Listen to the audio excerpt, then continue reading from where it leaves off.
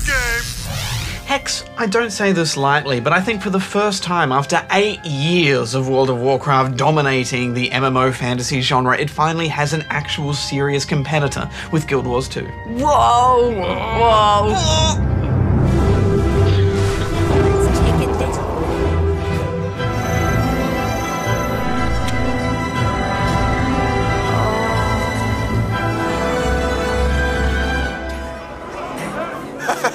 Guild Wars 2 has no subscription fees. It's a one-off purchase with optional cosmetic and boosting microtransactions, which are far from essential.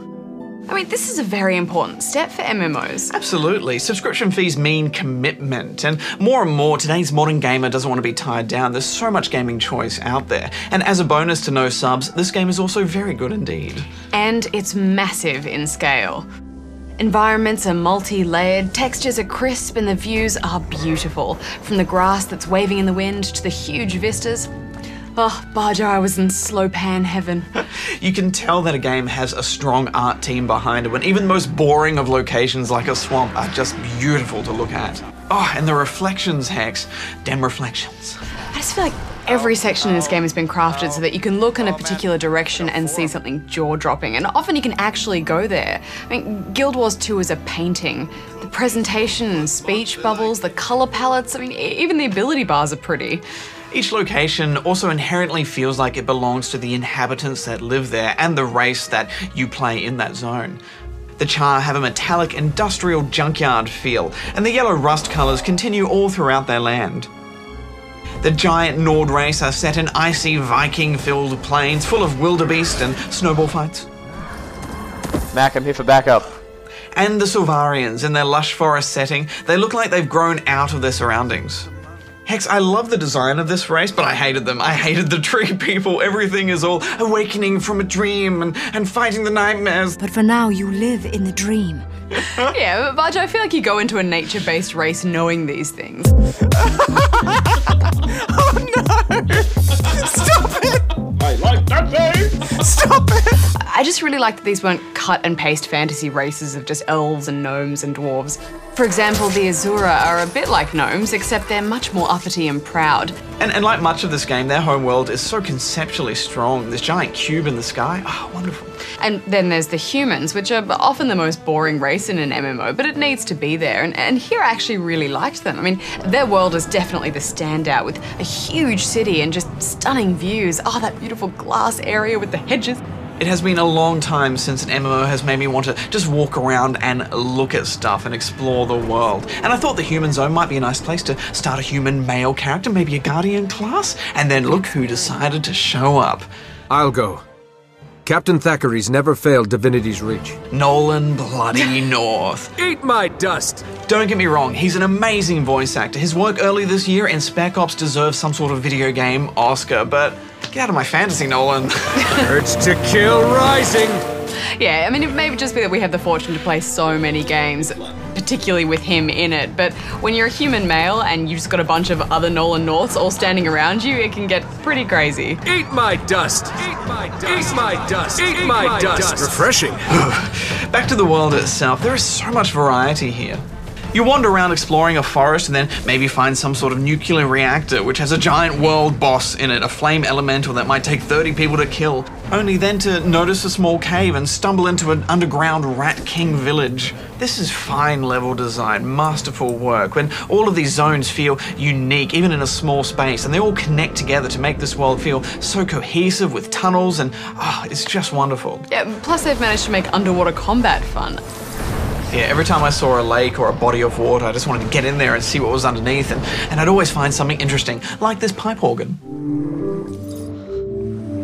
I want to play. The world design is really complemented with quite complex animations in a genre that's always struggled with balancing that kind of complexity with resource management.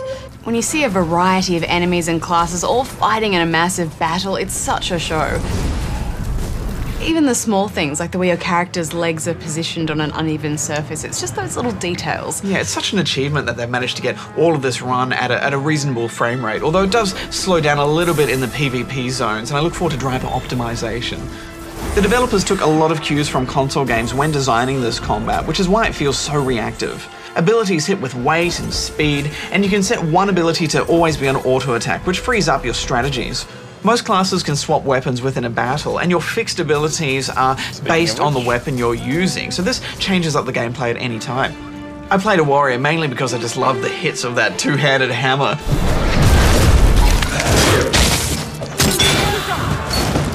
But I can mix that up with a mace or an axe or two axes or a shield or a greatsword. I can just combine all of these things and have different types of gameplay whenever I like.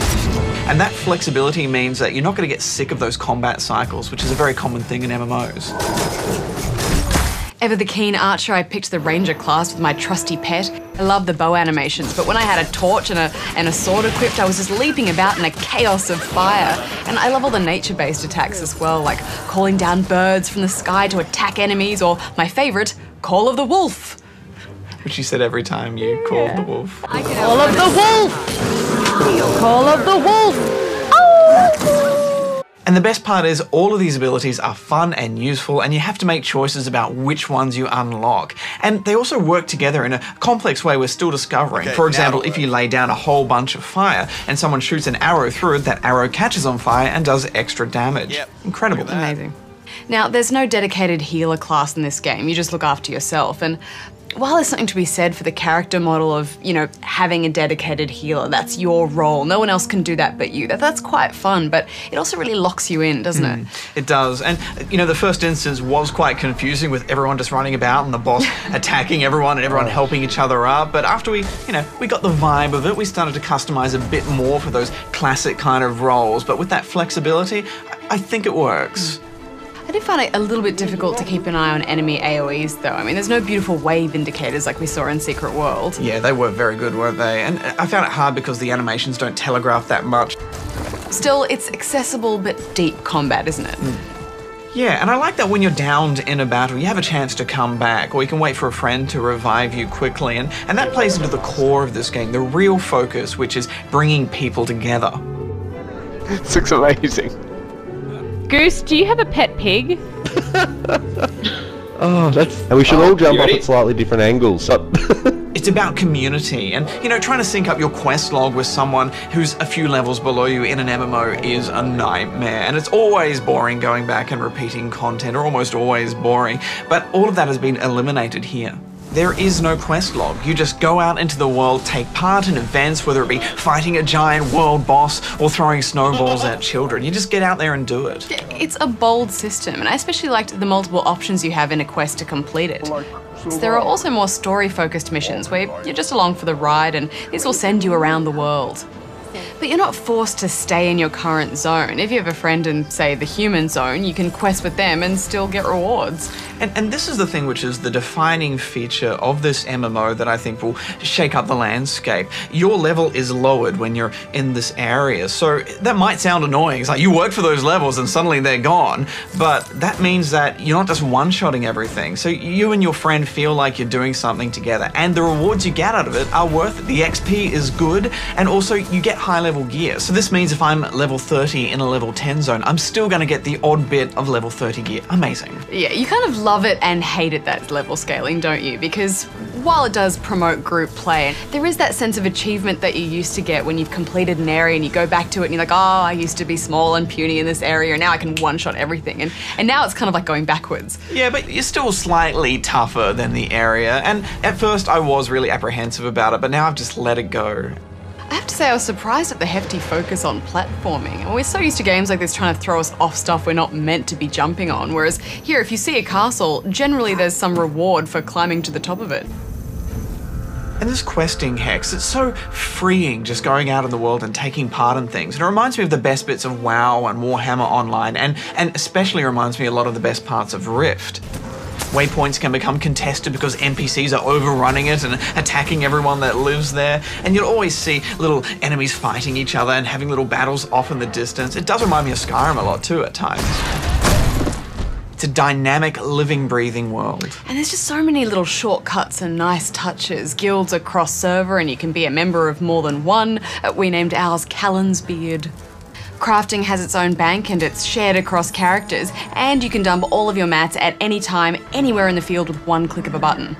Inventory management is top-notch, and I love that there's a sell junk button. You can also draw lines on maps for PvP strategy, sort of like a football play in American Gridiron, although it sometimes leads to sneaky peens. It always leads to sneaky peens. And on top of that, you can mail anything to anyone at any time without having to go find a mailbox. And there's a fast travel system. You can teleport to any waypoint you've previously discovered for a few copper. Incredible. And there's no resource stealing or kill stealing or loot stealing. Everything you see is your own. If you chop down that tree, it's going to be up for someone else. It's like there's this MMO rulebook, and this game has just thrown it out the window. And then it leaves us wondering why those rules were ever there in the first place. And I think future MMOs will all take cues from this model as well. The only real disappointment for me in this game was the world versus world big PvP zone. It just felt a bit too much like old Alterac Valley, you know, with a ranged tug-of-war fight and resources and NPCs. I have not given it enough time though, so I'm going to put that on the back burner for now. But the PvP battlegrounds are excellent.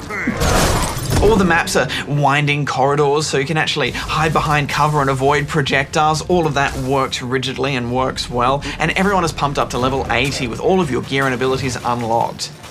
I just love that it's a level playing field, so that it's about skill rather than how long you've been grinding for. Yeah, that took me a while to let go of, but I'm on board now. And it also lets you test out your endgame abilities, such as the Juggernaut, which I loved pulling out and terrifying Goose with. Not feeling well. Nuts. We've hardly even touched on the unique classes, like the Engineer that uses turrets and flamethrowers, the Guardian who's a bit like a magical warrior or paladin, the Mesmer who uses clones and familiars to fight. You lost the graveyard. There's just not much to complain about here. I even grew to love those 2D cutscenes for their beautiful concept art. I mean, everything has that painterly look to it that's just so nice. And of course, the customization of your character. Bajo, I had hairgasms. He's not just big helmets of hair either, but movable and swishes like in a shampoo commercial. Look at my hair, it's magical and shiny and it's glossy and it's long. Oh, I spent an extra hour on customization alone. I'm just looking at my hair. Oh, it's so beautiful. Oh, get no, All done. Bajo. All done. Get away! You're so big and ugly. I'm just trying to keep up with you. Are we questing? Is this a quest? Yes. At the end of the day, the most important thing for me is that lack of pressure. I don't feel like I have this giant to-do list to get through with a subscription fee just ticking away. I can just log in when I want and muck about with friends in this beautiful fantasy world. So I loved it. I'm giving it 9.5 out of 10. I really struggled to score this game, Hex. You know, I think back to The Secret World, and I love that game for its innovation and questing, and it was beautiful, but the world itself wasn't that pleasant to just roam around in retrospect. All of that is different here. This is a world I want to be in and move around in and live in, and I want to play with my friends in these zones that are lower because I haven't been there before. This MMO does everything I've wanted an MMO to do for a long time, and it has no subscriptions, so I'm giving it 10 out of 10 rubber chickens. Whoa! It's worth it, Hex. It's worth it. You ready, move? Oh, damn. No. Oh! Good game.